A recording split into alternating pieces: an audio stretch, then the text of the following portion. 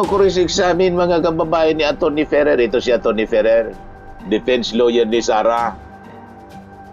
Sabi ni Atty. Capona, there are limits niya to cross-examination. Misleading questions are not allowed in cross. Sabi ni Atty. Ferrer, they're allowed. By one of the private prosecutors, Attorney Amando Birkin-Libutan, posting that a principal or lawyers and law students know by heart. Misleading questions are not allowed even in cross-examination. Now, this was posted and Principle in law, prinsipyo ng batas. Di ba? Ano si Atty. Ligotan, mga kababayan. Wala ngang anyang bad faith doon, walang malis. Pupurahin ko ba? Hindi po alam. Nagbabagang mga balita at pagtalakay sa mga isyu ng lipunan. Pulsa! Opinyon, banat at paglalantad sa katotohanan. Pulsa! What you see is what you get. You decide.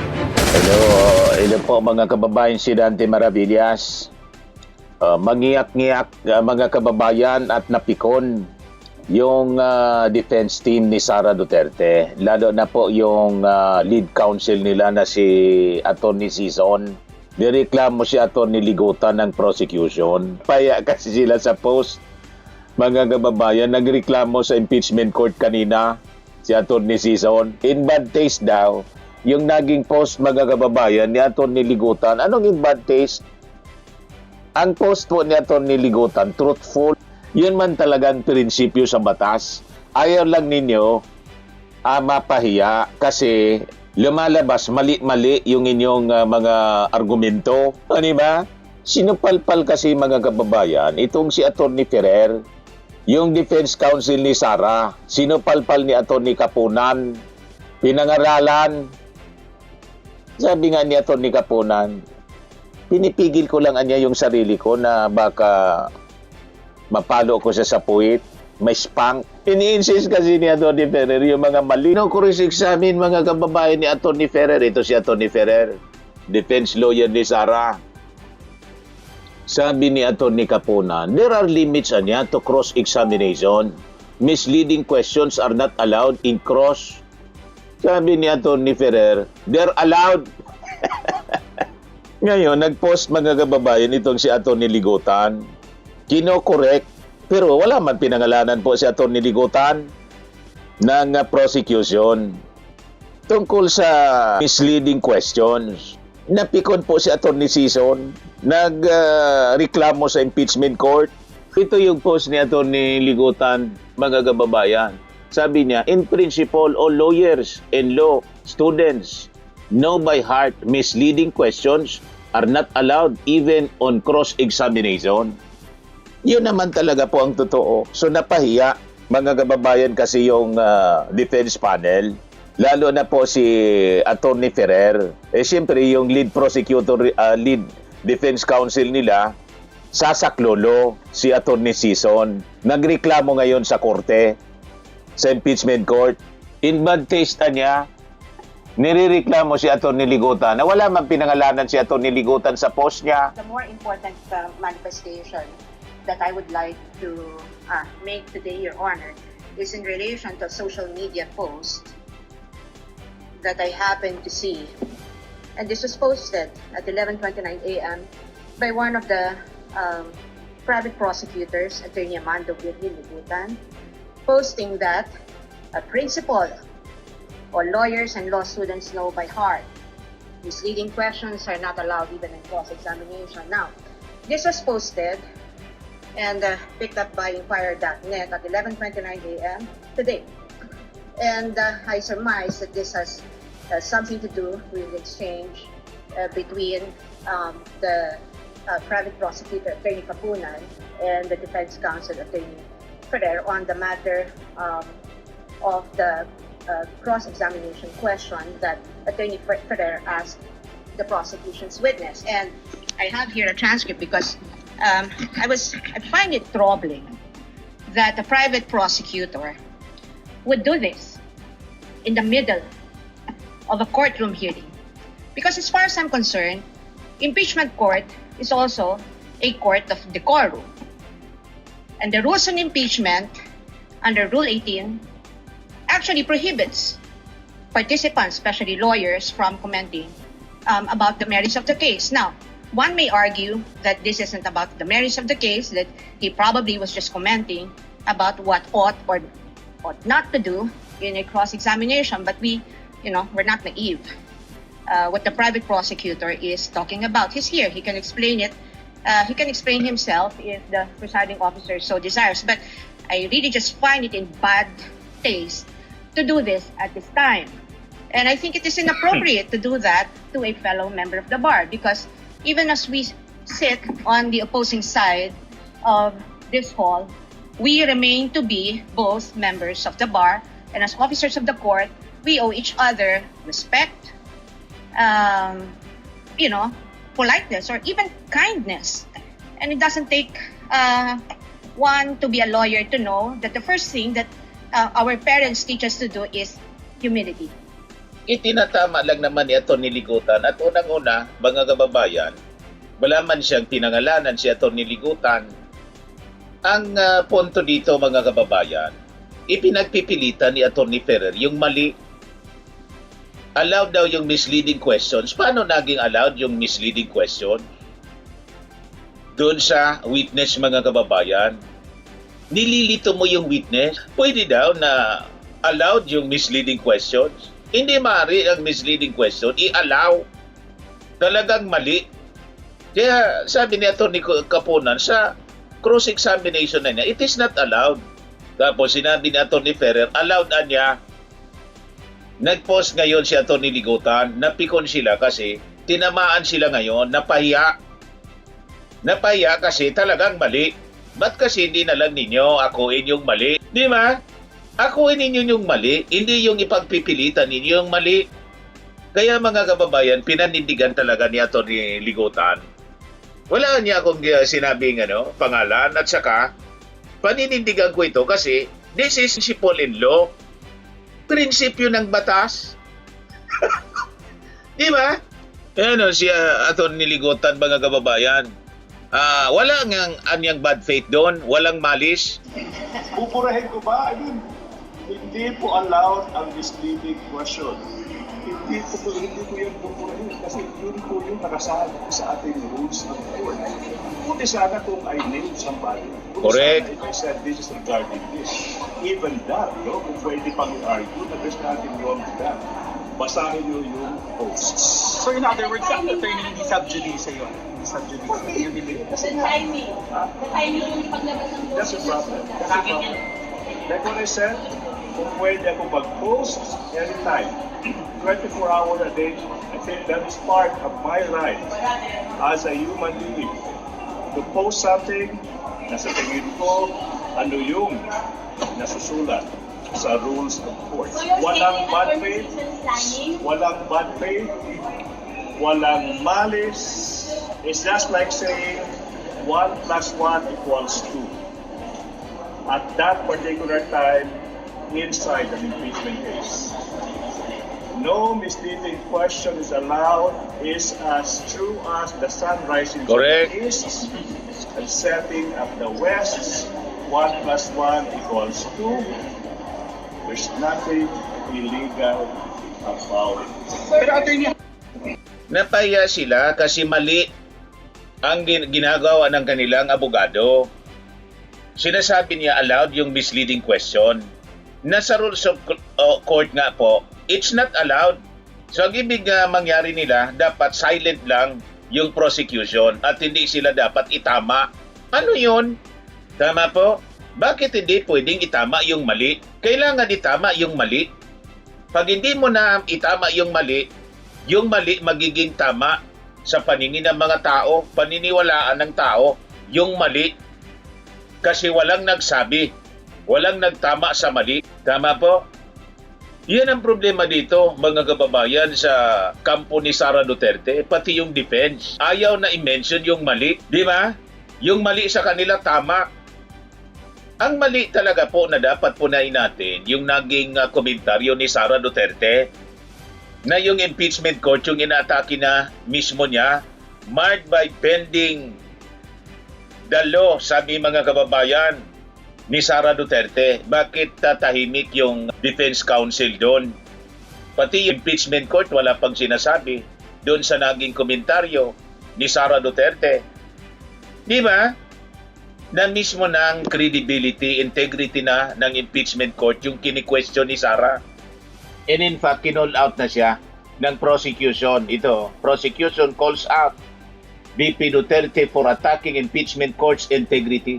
Yan o. The House prosecution called out Vice President Sara Duterte on Monday for describing the Senate impeachment court proceedings as being marred by bending the law, which may be subject to the sub judice in contempt rules. Yes, litigants can criticize the courts, but they can never attack its integrity. Sabi po ni Attorney J. Tolosa Jr., Prosecution Counsel, in spokesperson. Tapos, tahimik sila, yung defense. Pati yung impeachment court nga, tahimik. Wala pang statement dito sa naging pahayag ni Sara Duterte. Ngayon, nag-post si Atty. Ligotan ng katotohanan, prinsipyo sa batas about misleading questions which are not allowed, mga kababayan. Nag-react ngayon, nagre-reklamo yung defense kasi napahiya sila. In bad faith daw.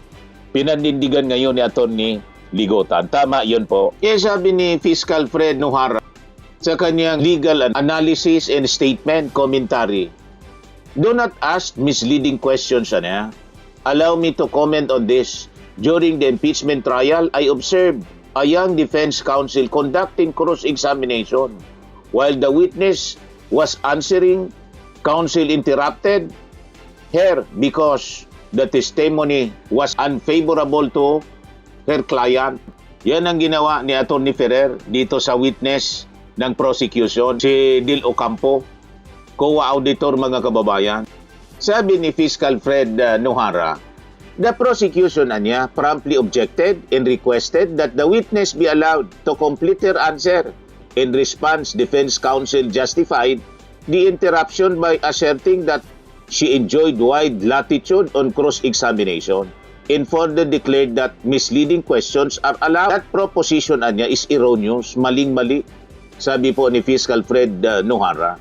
Under Rule 132, Section 6 of the Rules of Court, a witness may be cross-examined through leading questions, provided that such questions are not misleading.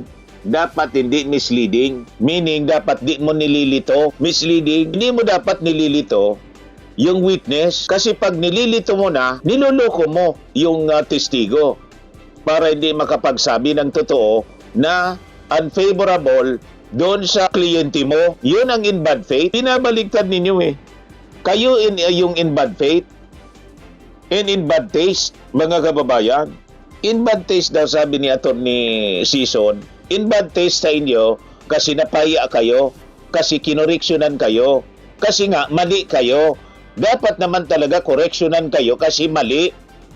Hindi allowed nga. Sasabihin ninyo, be kind. Para ano? Para hindi malaman ng mga tao na mali kayo. Maging kind na lang yung prosecution para hindi kayo mapaya. Mali naman ang gano'n. Dapat yung mali tama. Para pati yung publiko hindi maniwala sa mali. Mali yung posisyon ninyo eh. Bawal yung gano'n. That is not allowed. Ngayon magre-reklamo kayo sa impeachment court. Yan o, malinaw, sabi ni Fiscal Nuhara. Basahin natin. Provided niya, such questions are not misleading. The distinction is material. A leading question merely suggests the desired answer. A misleading question, however, confuses the witness.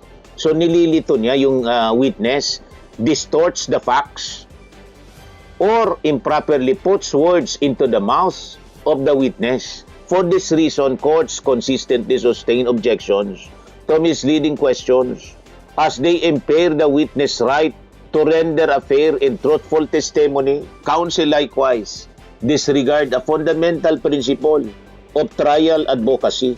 Counsel should not propound a question unless the answer is already known. Cross-examination is not a vehicle for discovery or for soliciting evidence favorable to the adverse party.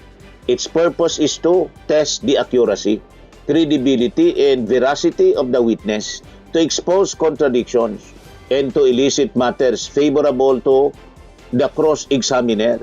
to interrupt a witness, anya, in the midst of an answer and to examine without a clear objective undermines the credibility of counsel and conveys an impression of bad faith rather than competent advocacy. The basic tenets of evidence must be observed at all times, even in proceedings of national significance, sabi po ni Piskal. Nililito ni Attorney Ferrer yung witness. Kaya nag-object po si Attorney Caponan. Lumusot siya doon sa veteranang abogado. Kaya pinangaralan siya. There are limits to cross-examination. Misleading questions are not allowed in cross. Tapos sabi ni Attorney Ferrer, they're allowed. Allowed yun manloko. Niloloko ninyo yung witness. Nililito ninyo. Allowed. Saan ka nakakitang rules na ganon? Allowed yung pangluloko. Niloloko ninyo yung witness. Ito siya, pakinggan natin mga kababayan. But may dito. So bawal magbayad ng reward dahil nagkaroon ng tip na may information na may mga taong may gagawin na masama. Tapos, Your Honor, I'm on cross-examination. Tapos, napigilan natin kasi nga hindi tayo pumunta sa lugar na yon, hindi tayo nag-conduct ng event sa petsa na yon based on confidential information. So, walang untoward incident. So, bawal bayaran ng reward yung tao na nagbigay ng information. Are you done with the question? Don't answer. I think right now she is. I make an objection, Your Honor. Yes, what's your objection, Counsel? Your Honor, the counsel is now asking a misleading question. She is mixing payment of rewards and payment for information, Your Honor. The list required by this witness is for payment of rewards. Precisely, payment of information is not disallowed. Correct. Counsel is saying payment of information is. May we ask her to reform? Is she referring to payment of rewards or payment for information? Because the information here is not disallowed. Again, It's not counsels. disallowed in the AOMs, Your Honor. Again, counsels, kindly address Your the Honor. court or the presiding officer and not talk to each other directly. Miss Eileen, to abbreviate and save on the court's time. Miss Eileen, kapag kami nagbigay ng impormasyon, naghahanap ng threat, baka may threat sa Vice President, may nagbigay ng impormasyon, walang threat. Ligtas ang Vice President pag nagpunta sa dyan. Hindi magka-classify yon na pwedeng bigyan ng reward at success. Hindi naman kailangan, di ba? Sanay tayo sa reward na nakatakip yung mukha. Di ba? Tinuro kung saan nagtatago yung akusado, tinuro kung saan nagtatago kung sino man. Ito yun, reward. Pero wala bang reward kapag sinabing, okay, magpunta dyan. Walang problema. Wala kayong kailangan alalahanin. Is that information or can that also be reward? Magpo-fall po siya sa information. So, saan kailan lang magiging reward yun kapag may naturo? Opo, kasi yun yung proof of success. Tuloy niyo po. Yun yung proof of success ng information na ibigay kasi may na-apprehend po or yun po, ganun po. Yun, politiko po yan ang interpretasyon nyo, pero wala po yan sa Joint Memorandum Circular. Opo, based po sa, yun po lang yung hinihingi under item 4.8.5.d. Right. Saan nyo ba binasa ang interpretasyon nyo yan? Yan ba yung ginawa ng lahat ng mga nauna sa inyo sa pwestong yan? Kinopya nyo lang? Or sarili nyo po yan at ngayon lang ginawa yan? Doon po sa mga ibang na-audit ko, ang ina-attach po talaga nila is yung payment of rewards na may mga nahuli po. So lahat ng in-audit nyo nung nakaraan, for consistency's sake, merong nahuli o na-apprehend?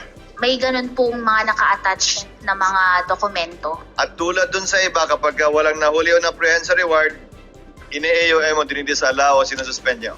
Hinahanapan po namin ng proof of success, opo. Misleading questions are not allowed. They are allowed. Counsel, They're allowed daw. please. Counsels, Misleading questions are not allowed. They are allowed. counsels, please. allowed daw yung misleading questions. They're not allowed na, sabi ni Atty. Capunan. Kaya ito tuloy yung naging reaction mga kababayan ni House Public Prosecutors Atty. Congressman Atty. Terry Ridon ng Bicol Saro Party List. Ramdam ko yung pag-iyak, ramdam ko yung bighati, ramdam ko yung hinagpis ng depensa dito po sa pagrereklamo nila. Doon po sa mga binanggit po. Kaya tatawa?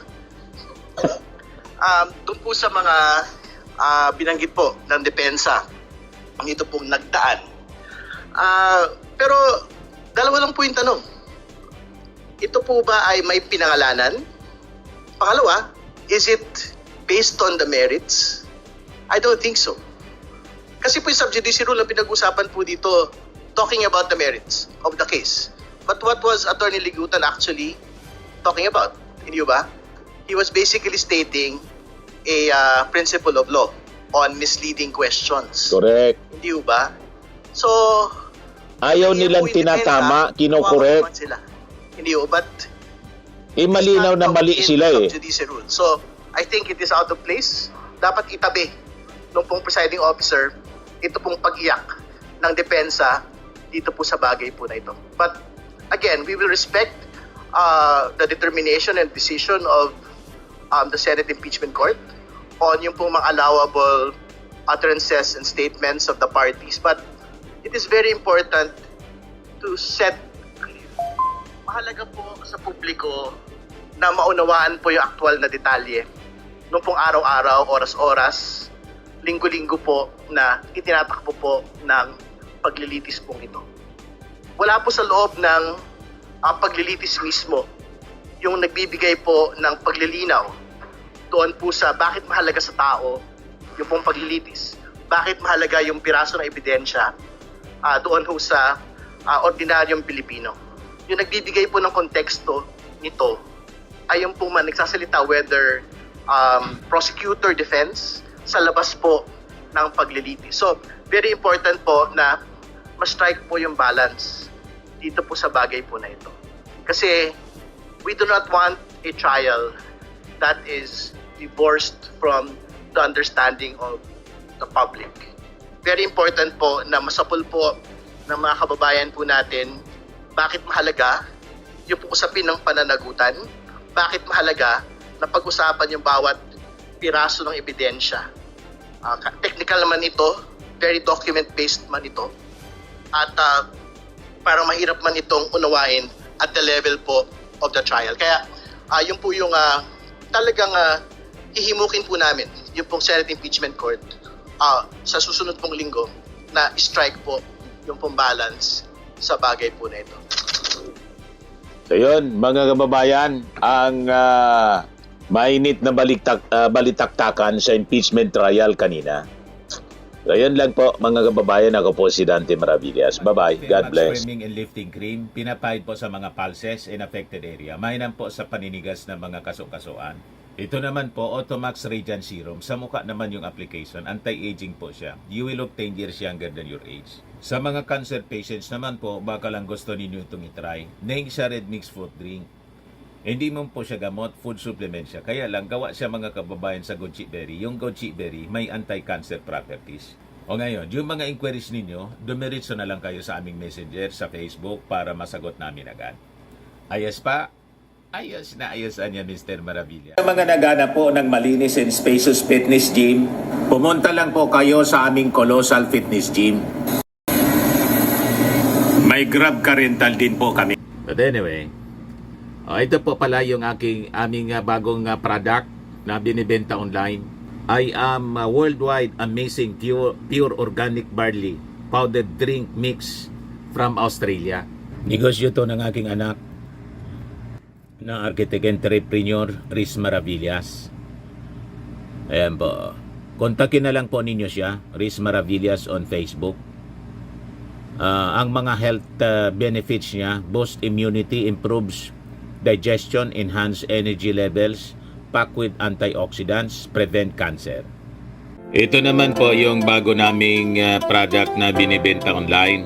Eye Glow Serum, whitening po siya. Tingnan ninyo yung epekto sa aking anak na architect before and now. Yung mga inquiries po ninyo, dumiretso na lang kayo sa kanyang Facebook account, Riz Maravillas.